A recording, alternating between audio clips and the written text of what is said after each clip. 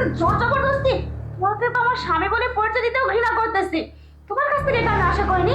কি ভদ্রলোকের পোশাক পরে থাকো, মুখোশ পরে থাকো, তাই না? আর কাজের মেয়েদের সাথে নোংরামি করো।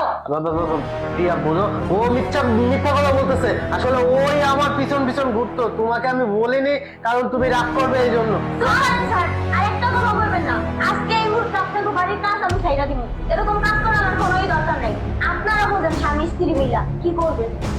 ছি, কে যে মিথ্যা বলছে আর কে যে সত্য বলছে সেটা আমি খুব ভালো করে জানি, কারণ আমি নিজের চোখে সবকিছু দেখছি। আমার বাড়ির একটা সামান্য কাজের মেয়ে সাথে তুমি এই ধরনের আচরণ করতেছ, তারপরে আমার কাজের ছেলেটাও আমাকে এই সমস্ত কথা বলছে।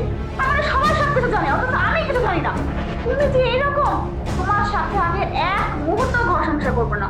যার মন মানসিকতা এতটা নিচ নোংরা, তার সাথে আমি থাকতে পারবো না, ঠিক আছে? তুমি না একটা কাজের মেয়েকে ডিজার্ভ করো। তুমি একটা কাজ করো, তুমি কাজের মেয়ে নিয়ে ঘর সংসার করো, থাকো